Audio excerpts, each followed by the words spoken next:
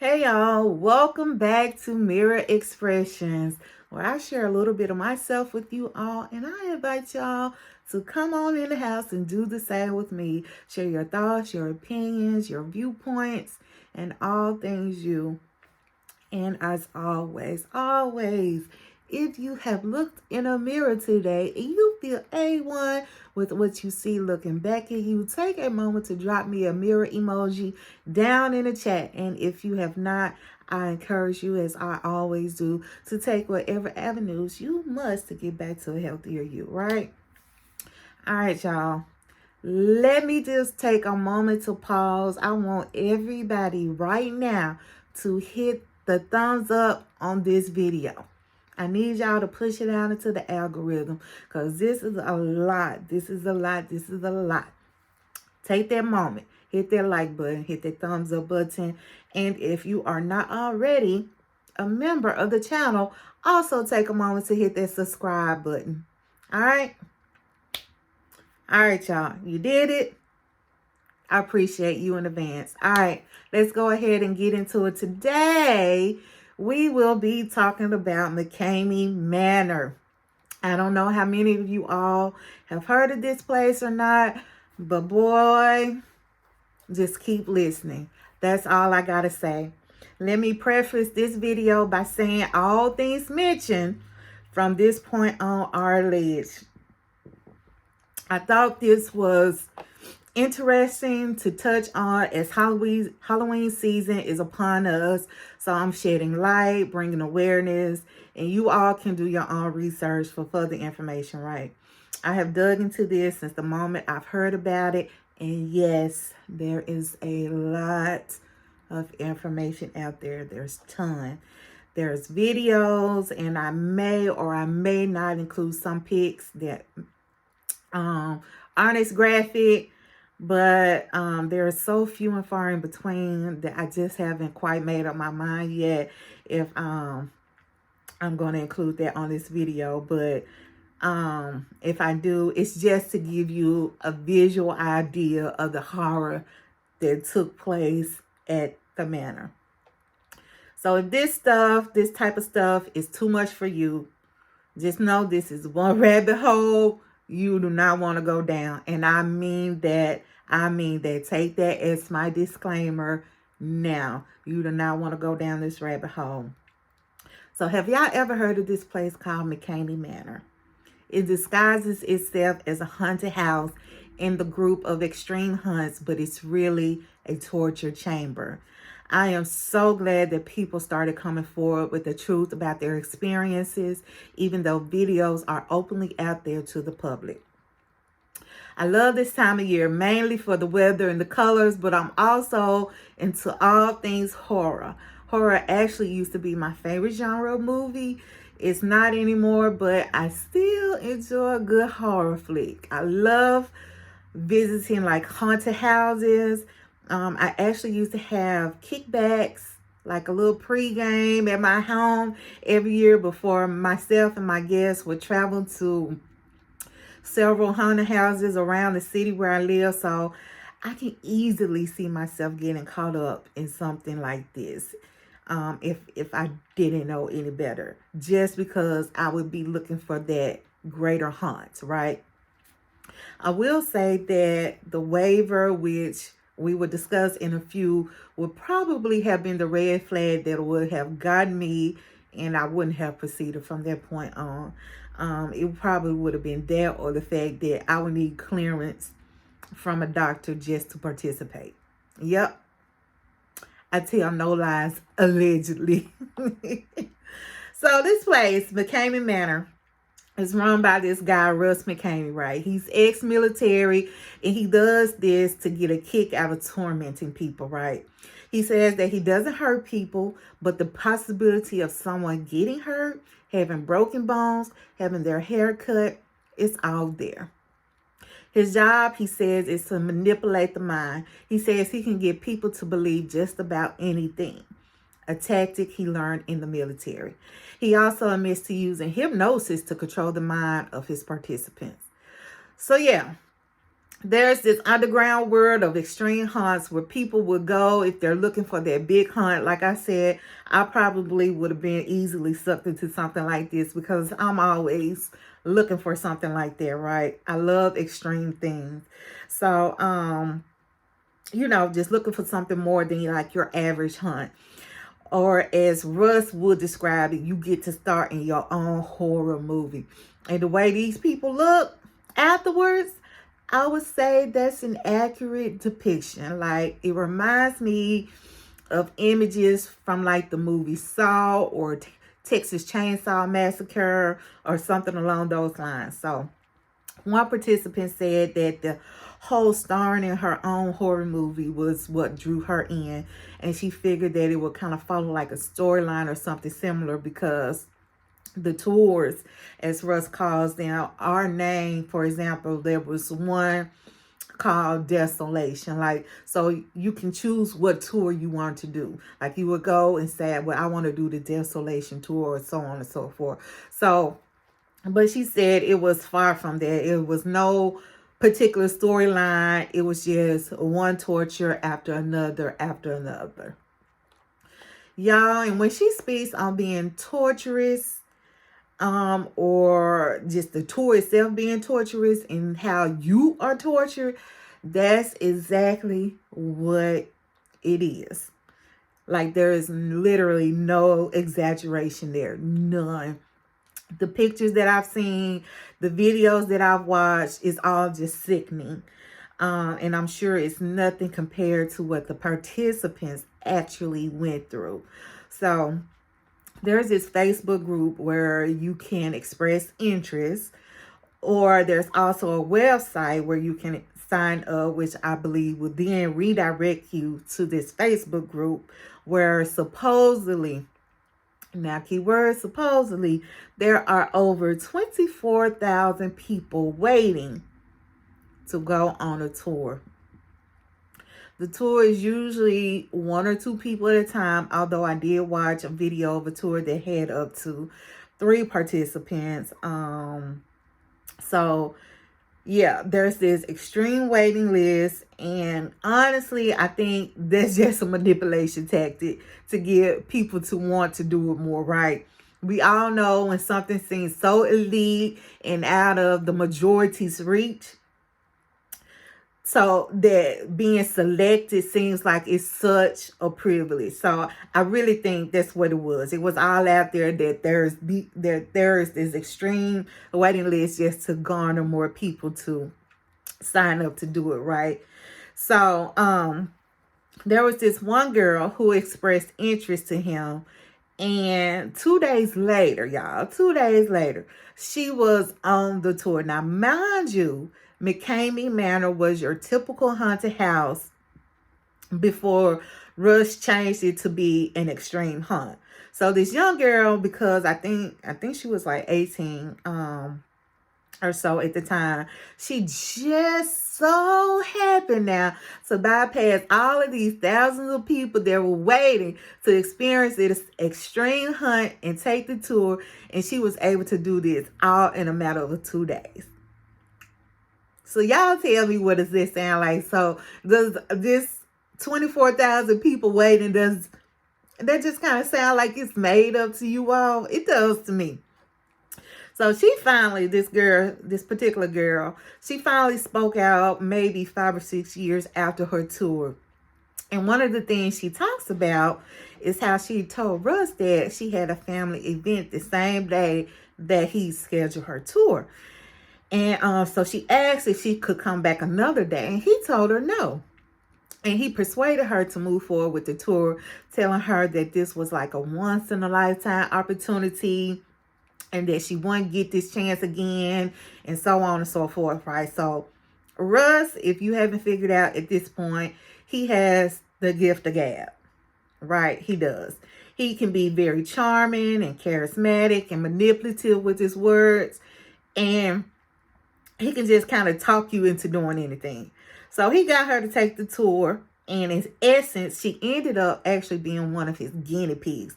And he tells her that afterwards, that you were a guinea pig. You know, at the time, she didn't know it. But she and the girl that she did the tour with were like the first ones to go through this extreme hunt once he had changed it over to that. So, if you're interested in hearing her story, like, you can find her videos on YouTube.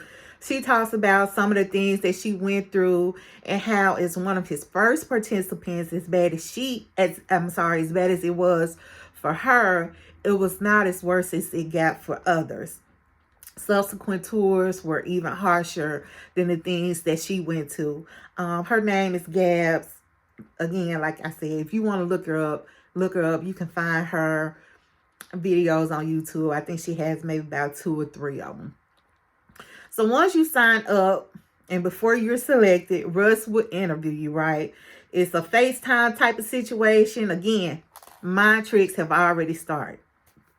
He ascertains through conversation, like, what your biggest fears are. For instance, say you're afraid of spiders. Some people are definitely afraid of spiders. And so just know that he will come back and use that against you during your tour. So yeah, mind tricks, they've already started. His favorite line is, "You don't really want to do this, right?" Think reverse psychology here. That's all I got from that. You don't really want to do this. So that's all he's doing. He wants you to feel like, oh, I can do this, and I'm going to prove to you that I can do this. You're told that you have to be physically and mentally clear to participate. Other restrictions would be age. It used to be 18 you had to be 18 and up to participate in the hunt. And then he changed it to 18 and 21 must actually have a parent's approval to participate. And over 21, it's up to your own discretion if the tour is something you want to do. Right. He does a background check. That's something else he does. Like, he's doing all these things to kind of figure out who will be a good candidate, right? It's all part of the vetting process because he wants to get to those who he can easily manipulate. You must also be able to provide proof of medical insurance, active medical insurance, and you also have to get drug tested the day of the tour. And that's like an on-site thing that they do, right? So once you bypass all that and you're chosen, the tour happens pretty quickly. He gives you really no time to prep for what's to happen. Like, within a day or so, you're ready to arrive for your tour. And sometimes he even gives homework, like there's no sleeping 30 hours prior to your tour. Again, he's conditioning you to put your body into a state of delusion already before the tour even begins. So the day of the tour, and I don't know why he calls it a tour, but he does. So that's why you hear me continue to refer to it as such. So the day of the tour, you're given a location to meet up. Usually it's like a park. You're never given a location to where this place actually exists. And I will say, speaking from experience, if something is as secretive to the point where they can't disclose their exact location, some funny business is up. Y'all, I did a real life safari once upon a time, right? Real life here in the U.S. safari experience.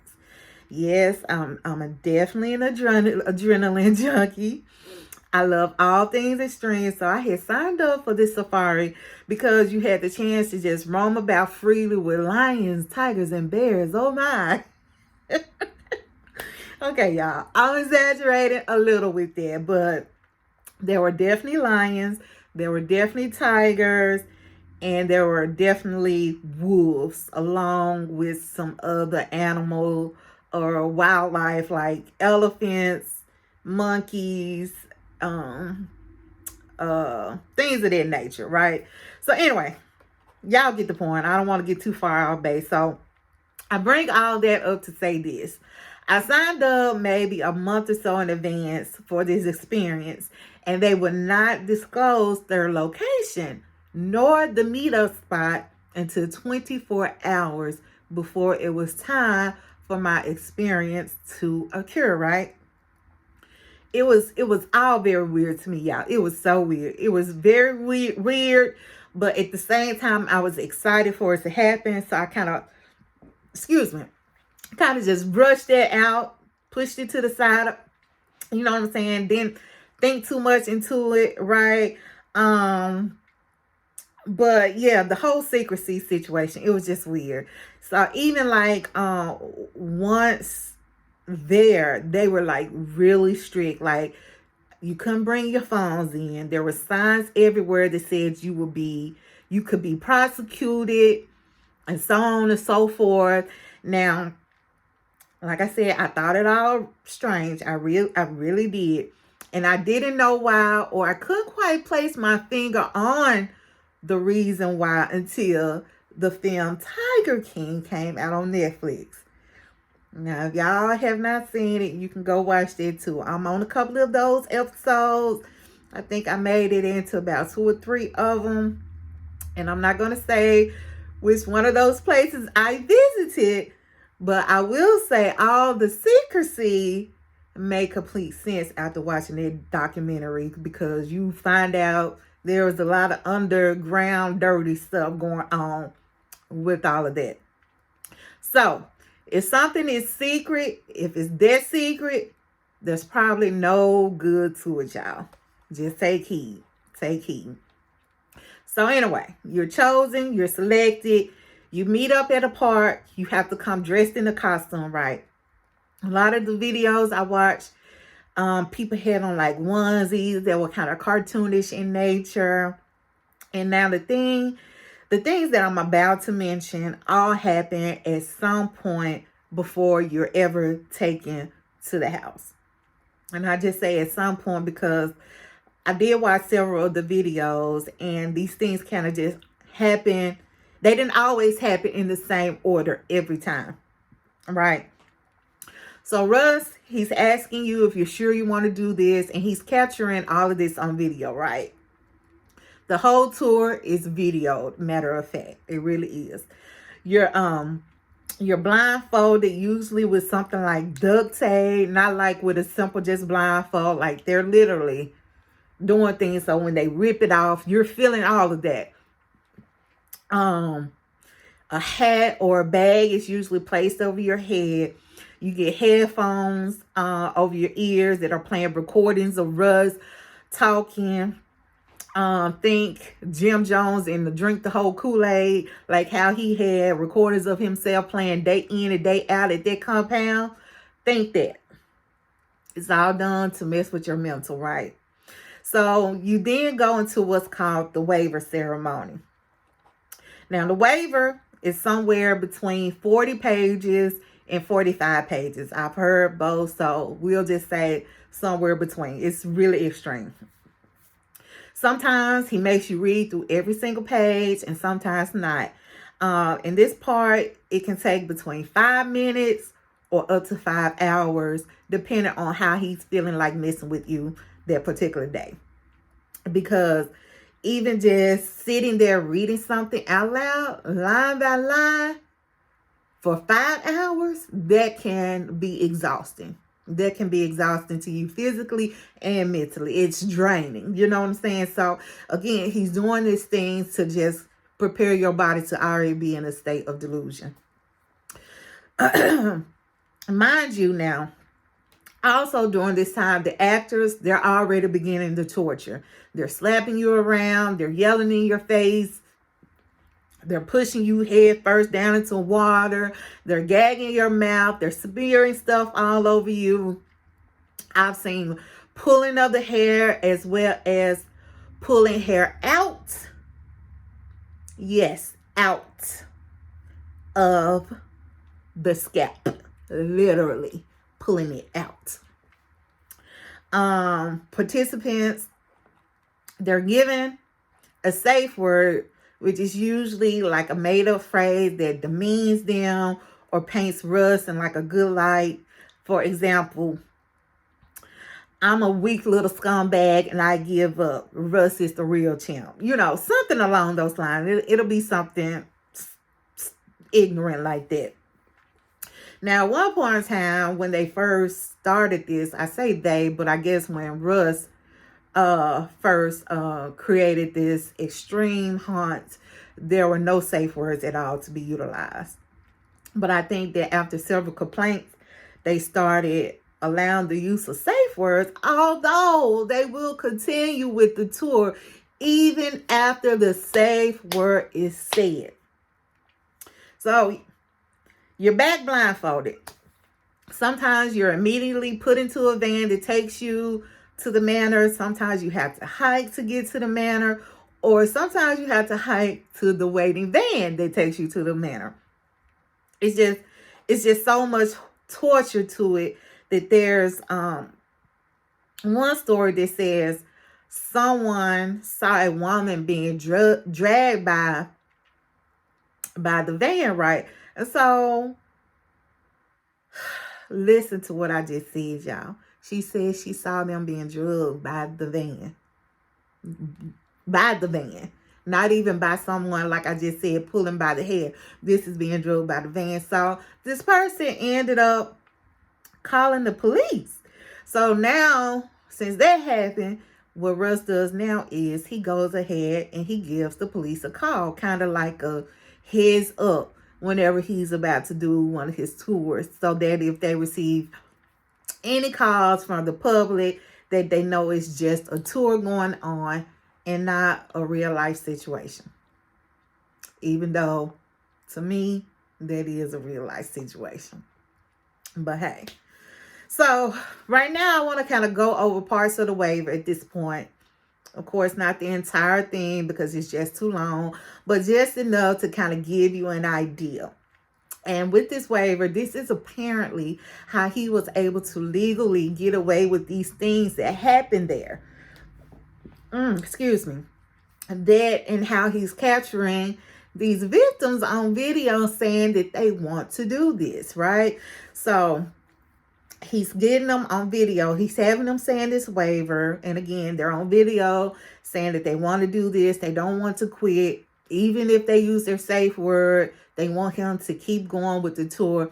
And believe me, y'all, I know people can say whatever when they're actually not in the moment. It's not until they're actually in the moment that you feel or realize that you're at your breaking point, right? All right, so here are parts of the waiver. I'm going to read a few of these bulletins. All right.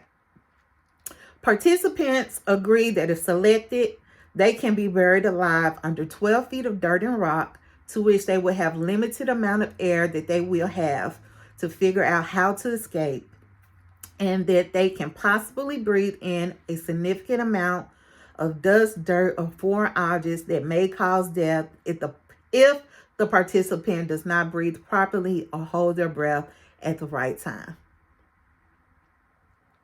Okay, let's keep going. Participant agrees to partake, if selected, in a height stunt that involves walking a plank 25 feet above ground without a safety net. Participant agrees that if selected, that they will come into contact with a variety of poisonous animals. It is the participant's responsibility not to panic or agitate the animals. So you see how they're kind of putting everything onto the participants, right? Whatever happens is on the participants' fault. It's on them. All right, let's keep moving. Participant acknowledges and agrees to be submerged into 60 feet of open water. Participant acknowledges and agrees that their breathing apparatus will be removed, and it's the participant's responsibility to make their way to the surface on their own. If done incorrectly, there is a real chance of participant drowning or receiving decompression sickness, which can cause permanent injury or death. Participant agrees and understands that it is quite possible that they might come into contact with raw sewage.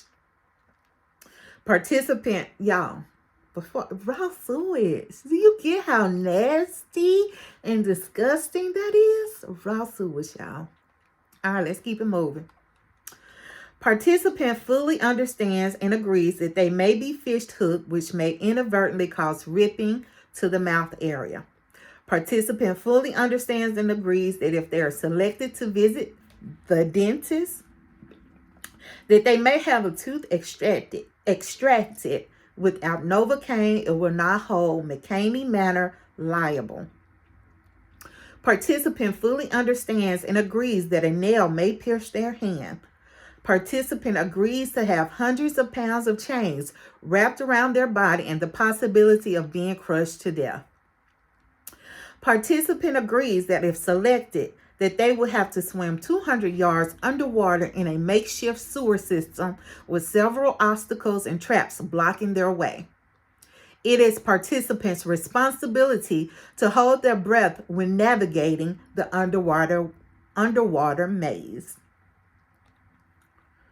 Participant understands that injuries are never on purpose at McKamey Manor, and participant is aware of the risk and takes full responsibility. Like, it's this verbiage, y'all. It's the verbiage that's allowing him to be able to get away with all this stuff. Participant agrees that their entire tour will be viewed by a live audience in Las Vegas, Philippines, and or Thailand, and that they will act appropriately. Basically saying and doing whatever people watching and want them to do. Participant fully agrees to not hold McKamey Manor reliable for any injuries, physical or psychological, due to participants' time in McKamey Manor. Participant verifies that they understand all risks associated with McKamey Manor and that participant freely accepts all risk involved with McKamey Manor.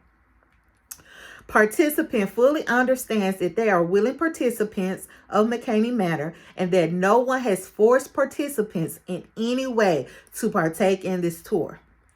All this reverse psychology you really have. But hey, this is something that participants insisted upon, even with all the risk involved. I'm going to read just a few more, y'all. Participant fully understands and agrees that there is no quitting unless there's serious physical or psychological injuries present. Like, who gets to deem what's serious? No one knows their body better than themselves. So if a participant is telling you, hey, I cannot no longer move forward, then you should listen. That's why you give safe words, you know? All right, a few more. Participant fully understands and agrees that being scared or having a panic attack does not qualify as a serious injury. Participant agrees to have the tour continue no matter what the participant may say at their panic states of mind. Last one, y'all. Participant fully understands and agrees that there is no quitting until staff at McKamey Manor stops the show due to completion or either because there is evidence of a physical or psychological level that it's best that the tour is stopped. Participants are also, y'all, they're not allowed to have a copy of their signed waivers. Shady. So what is it like once you're inside? Before going inside, you're supposedly given one last opportunity to get out before continuing on, right? Once you're inside, you're pretty much left to the mercy of Russ and the actors. You can't touch them, but they can definitely touch you. They do whatever they can to break you. Some of the stories I've heard have included being trapped in a casket, being submerged in like a pool of water with like a weighted top. One girl described that the water came up to here. And if she ducked her head just even a little bit, all of that would have gone. She would have drowned. And then to make matters worse, she had chains around her neck. So she was struggling to keep her neck above water. And she could not push the top off because something was on top of it weighing it down. Right? So that is just deplorable. Having something even on your neck that is tiring at your neck muscles. I'm sure that is frightening. Like,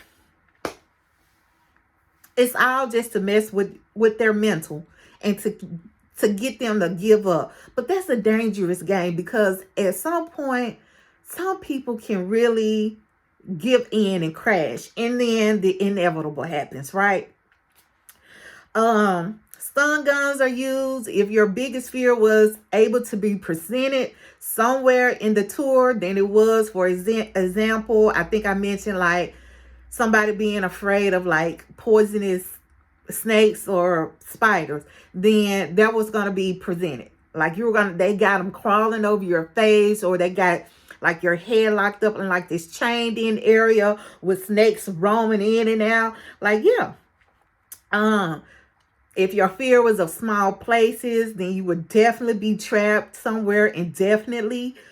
They would like trap people inside, like, those little ice cream freezers, the ones that slide open on the top. Like, they will put you in there and lock you up in one.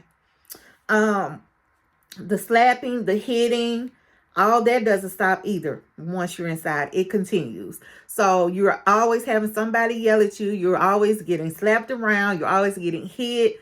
The actors, they're putting things in your mouth. Sometimes it's unknown substances. Sometimes it's a gag. Sometimes it may be like a mouth speculum. Think what the dentist use when you go and they want to keep your mouth open for an extended period of time to do some work. Think that.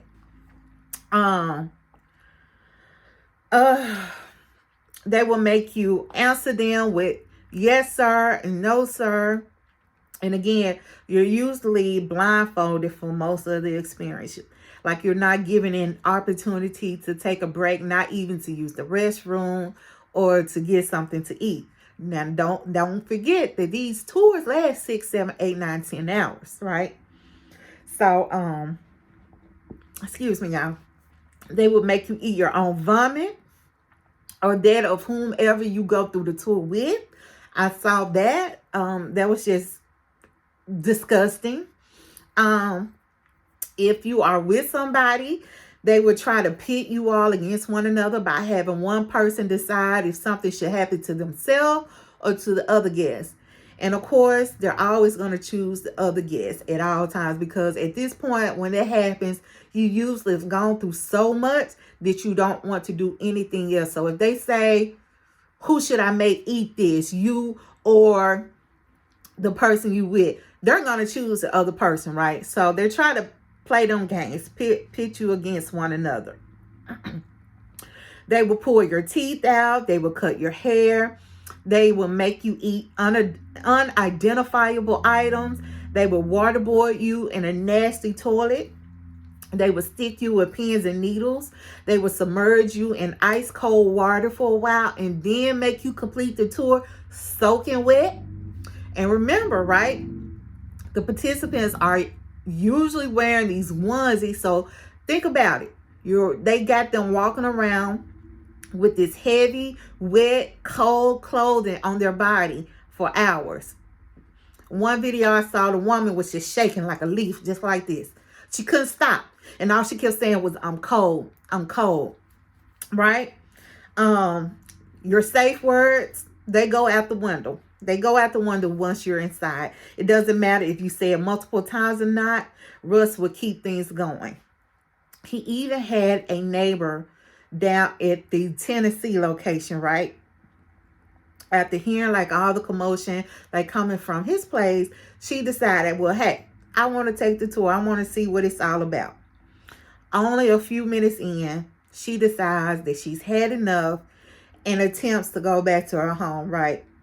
Well, y'all, they literally came and got her from her home and made her come back and finish the tour, allegedly. So now that you've heard some parts of the waiver, you've heard some of the things that they go through while they're inside. I've gone over some of the most extreme points, so you know that he has included everything in there, even to the possibility that you may lose your life, right? This all in the waiver. Y'all, I've never had to sign a waiver like that, stating that I may lose my life. Never, unless it was something that I was doing extreme. Like I said, I'm into all things extreme. For instance, when I went skydiving, I had to sign a waiver that I may lose my life with it. So to sign a waiver that you may lose your life just to do a haunted house, yeah, no. Something just is not right about that. It's just not. I will say that no one has ever made it out unalive, right? But there has been an instance where someone had a heart attack there.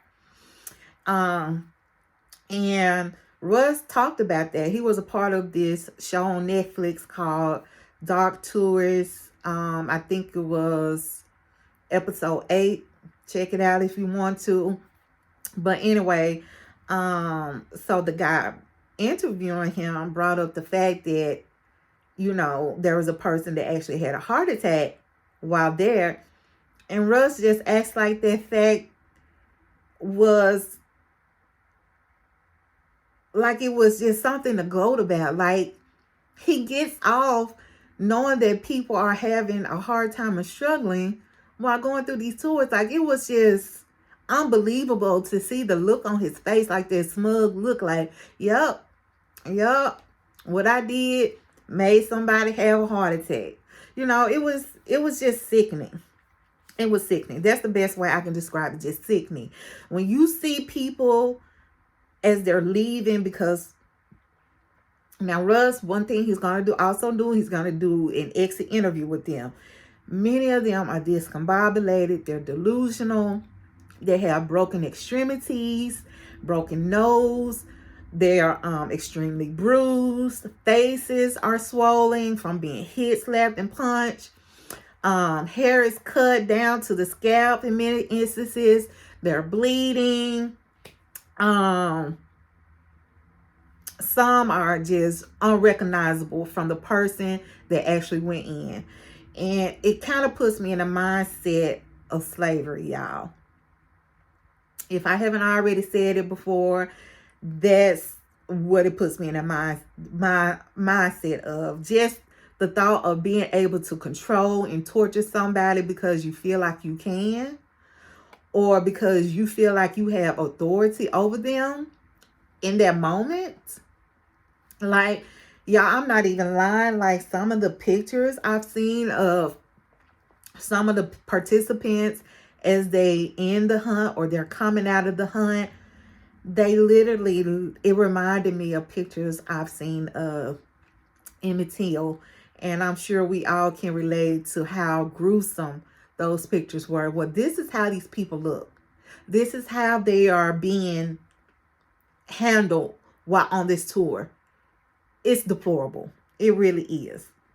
Again, these things may be triggering, so proceed with caution if you so choose to go in depth with all of this.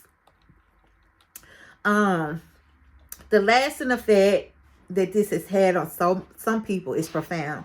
Think about all the psychological things that people are dealing with afterwards, and then consider Russ's personality. He can be very aggressive in your face and then turn around and be so sweet, like y'all are just the best of friends. It's a very manipulating. I've seen him change as rapidly as the snap of a finger. Like, if you're on the tour and begging to get out, he will switch his demeanor and become very sweet and encouraging and telling you that you're doing great, you're so strong, nobody has done it better than you, you're courageous. And then as soon as he gets you to agree to continue on, it's back to hell. These people are literally experiencing trauma at the hands of him. One girl mentioned how great Russ's mind games are to the point that she feels like it was like brainwashing. She knew her experience wasn't good at all, and yet he was able to convince her to lie about it on camera just to be able to persuade other people to participate. She even began to run his Facebook page for him, y'all. That's how bad he had her. Putting out only good information and deleting any negative information that was said about the tour. She speaks to how he would cyberbully people if they tried to disassociate with him or speak negatively about what he was doing. It took her years before she was able to break away from his hold. Even the actors that have wanted to leave cannot just easily walk away. One actor spoke about not wanting to be involved anymore after a participant on the tour almost lost their life, and how Russ was not stop the tour so the person could get medical attention. The actor said that many of them are blackmailed by Russ to continue to work for him, and that he also makes them sign an NDA. It's just plain awful. It's plain awful to hear all of this, y'all. So, how much do people pay to take such a tour? Good question, because I wanted to know too. Apparently, it's absolutely free, and I think that's another way he's able to get through all of this legally. There's no monetary amount to be paid, but there is a recommendation that you donate a bag of dog food for Russ to feed to his dogs. And that's basically it. So Russ says he gets no money from this whatsoever. He says that he doesn't sell the videos and make money off of them either. He says the only income he has is his $800 check that he gets from the Navy monthly. And he turns around and says he will spend that on enough food to last him for 3 days. Like, who are you feeding that you spent $800 for 3 days worth of food? Like, make it make sense. Now, logistically, I will say what he says makes no sense. But let's just say it's true.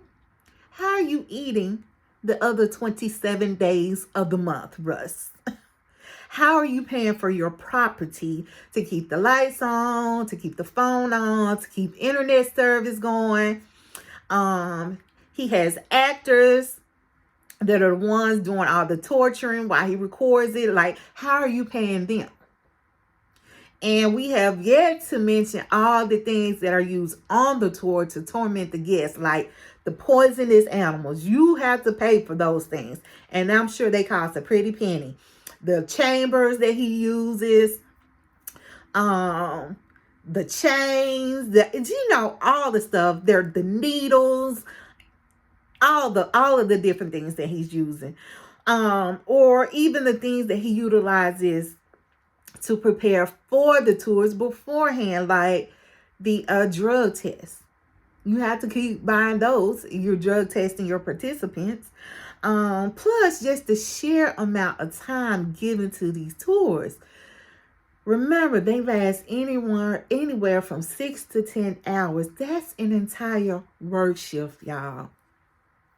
An entire work shift. So I know you don't have any other job that you're clocking in on.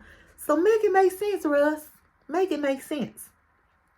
That $800 monthly check is not covering all of those expenses.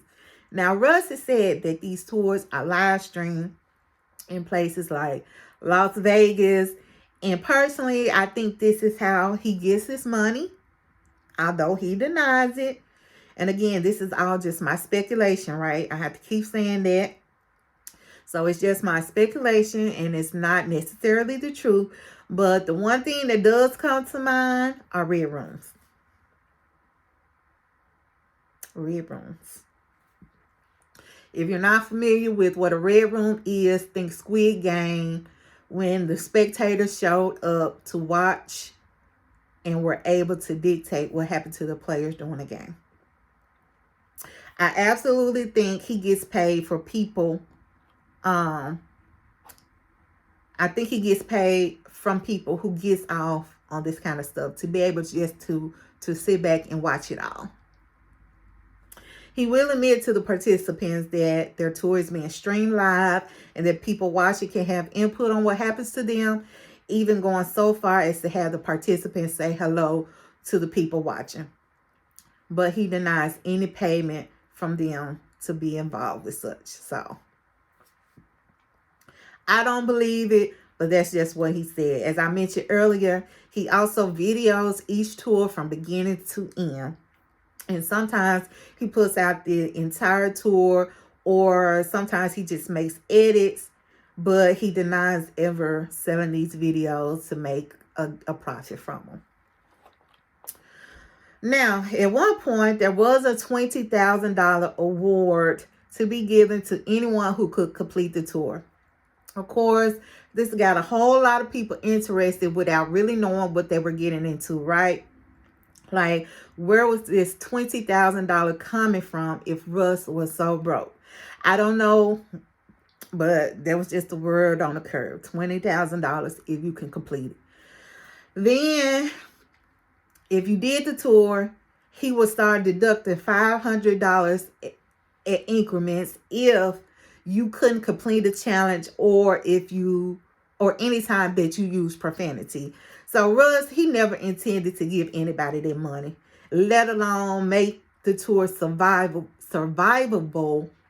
with anyone reaching it to whatever he deemed as the end. Like, he just knew. He purposely didn't make it survivable. He wasn't trying to come out their pocket. He wanted just people to come so he can have more people to torture. Now, the original Manor was located in California. He then moved into Tennessee, where he eventually opened a second location in Alabama. Again, how can you afford a second location if you're not bringing in any income other than your $800 a month check? So the Manor closed down in Tennessee, and I think the locals there had a lot to do with it. They were just sick of it. And supposedly, there had been a petition going around for him to close it too, right? So now it's said that Russ has moved back to California. It's unclear exactly where. So some say that he's back at the original house there, and some say he's now living in a trailer off somewhere. One thing that I did find to come up over and over again was that he is now working as a cashier in the local Walmart wherever he is. Also, he doesn't do the extreme haunts anymore, but he now promotes his business as extreme stunts. So, like, it's not as severe and it doesn't last as long. It's more like doing extreme forms of exercise, like carrying an exuberant amount of weight chained to your body while running laps. Again, supposedly, this is what he's doing now. If you do Google McKamey Manor, the last update was back in 2020. So I don't know, again, how true all of this is about what he's doing with it now. But, you know, we have experienced C-19 since 2020. So, yeah, that was the last update. And so who's to say what's going on since then? So I want to know, like, what do y'all think? Like, was this a surprise to know that this was or is a real thing? Like, I do think that it has stopped, but again, I can't be 100% sure. But are you surprised to know that it was real? Like, I was surprised, and I just could not understand. Like, even with the waiver how this was allowed to go on. Like, I just think about the physical damage that some incurred, and I think about the psychological damage that I'm sure everyone incurred. Like, those type of things, they just have lasting effects on a person. So, if you've happened to gone through this tour, or you know someone that has gone through the tour, I would love to hear about your experience. I would love to hear, or to be able to see things through your lens. Because I honestly, like, even I don't even understand from participants' point of view, like, why they would want to, especially after seeing some of the things that are done. Because like I said, Russ, he will put the videos out there. And if this was something I was just reading about, like an extreme haunt, blah blah blah, I would be all for it. But like I said, just knowing and seeing the things that I've seen, there's no way that I would still turn around and sign up to do one of these things. So I would just love to hear from someone who has done it, like, and just be able to talk about your experience. What made you want to do it? Did you know what you were getting yourselves into? Like, all of that thing, all of those type of things. So yeah, please just reach out to me if you have. And that's all I got, y'all. So all right, we just gonna end it at that. So take the time to please catch up on some of my other videos, especially if you're into like the reviews and recaps of certain TV shows. And also come back on Tuesday. I'll be doing a true crime podcast then. So that's it.